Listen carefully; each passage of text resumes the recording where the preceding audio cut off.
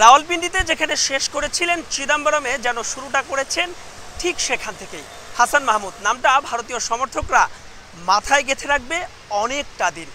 Team ইন্ডিয়ার শেষ গলার কাটা জসপ্রীত বুমরাকে স্লিপে জাকিরের হাতে ক্যাচ দিতে বাধ্য করে যতটা উচ্ছ্বাস, ঠিক ততটাই যেন নতমস্তকে সিজদায় সৃষ্টিকর্তাকে স্মরণ।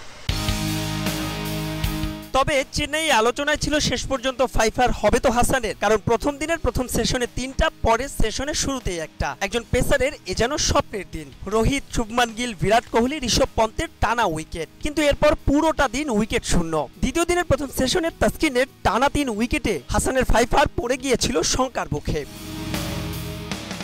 কিন্তু ইনিংসের 92তম ওভারে বুমরাকে ফিরিয়ে সেই আলোচনা বন্ধ করে দেন হাসান।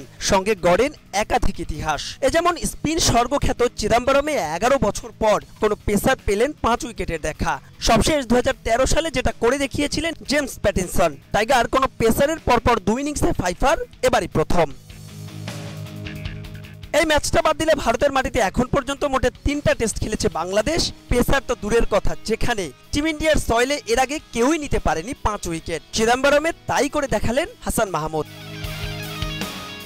গতি আর বাউন্সের সঙ্গে মায়াবী সুইং। ভারতের বাঘা বাঘা সব ব্যাটসম্যানরা ব্যর্থ তাকে বুঝতে। তার সবগুলো উইকেটে ছিল ক্যাচ। শুধু তাই নয়, ভারতের 10 উইকেটের সবগুলোও ছিল ক্যাচ। হাসানের 5 উইকেটের সর্বোচ্চ 3টি ক্যাচ নিয়েছেন উইকেট কিপার লিটন কুমার দাস। এ ম্যাচেও ভারতের 9 উইকেট তুলে নিয়েছেন টাইগার পেসাররা। হাসানের 5টার সঙ্গে তাসকিনের 3টা আর নাহিদ রানার 1টা। সব মিলিয়ে টাইগার পেস বিপ্লব এখন আর স্বপ্ন নয় ফ্লুকো, বরং তা বাস্তব, যা ধরে রাখতে হবে সিরিজের বাকি ম্যাচগুলোতেও। মাহবুব লিমন, সময় সংবাদ, চিদাম্বরম স্টেডিয়াম, চেন্নাই, ভারত।